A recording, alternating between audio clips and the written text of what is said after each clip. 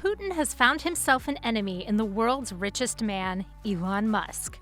After many attacks from the Tesla CEO, it seems like Putin is now striking back. The Russian-Ukrainian crisis is still going just as badly as it started. 3 months have passed from the start of the war, and people all over the world are condemning Russia for its cruel actions in the war. A lot of the influential people in the world have limited their support to encouraging words for the Ukrainians only, but not Elon Musk. Elon has always felt strongly about Ukraine's right to defend themselves, and ever since the war started, he has continued to support Ukraine on every front. Elon Musk inserted himself directly into war when he extended support to the Ukrainians. Maybe Putin would have looked past moral support for Ukraine by the billionaire, but Elon was not stopping at that, was he? He provided immense support to Ukraine with the help of his companies. You all know pretty well Tesla isn't the only company the billionaire owns. He is also the king of space, thanks to his company, SpaceX. SpaceX has a whole network of satellites in space, so it was easy work for Elon to use this network to help Ukraine stay connected to the world.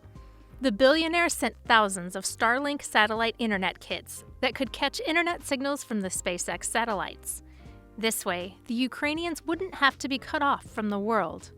He also sent generators to Ukraine to make sure the people have access to electricity to use these kits.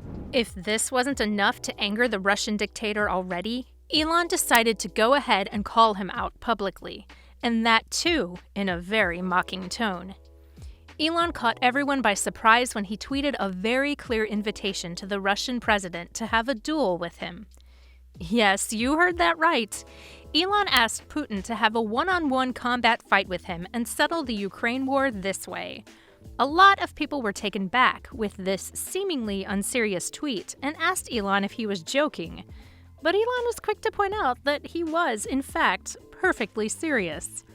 He would fight Putin the medieval style and reclaim Ukraine. This was an attempt to mock Putin more than achieve anything. No one actually expected Putin to accept this invitation, of course. But it did anger the Russian president. And he struck back to the CEO of Tesla through the Director General of the space program, Roscosmos.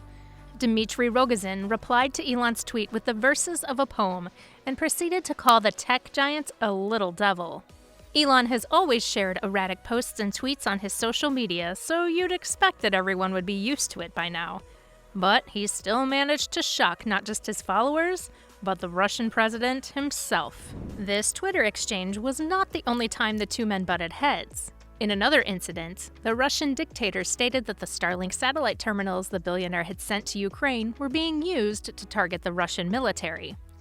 When the Russian battleship Moskva sank in a very shocking turn of events, Moscow claimed it was Elon's terminals that had helped locate the ship and attack it. To make matters worse, Elon has even started to insert himself into the space station drama. The ISS is kept afloat by multiple countries, and one of the most important of these has always been Russia. Now that the West has gone completely against Russia after its war on Ukraine, Russia is threatening to step back from the space program. The Director General of the Russian space program tried to intimidate NASA by saying that if Russia pulls back from the program, the space station would not stay in orbit and fall back to Earth.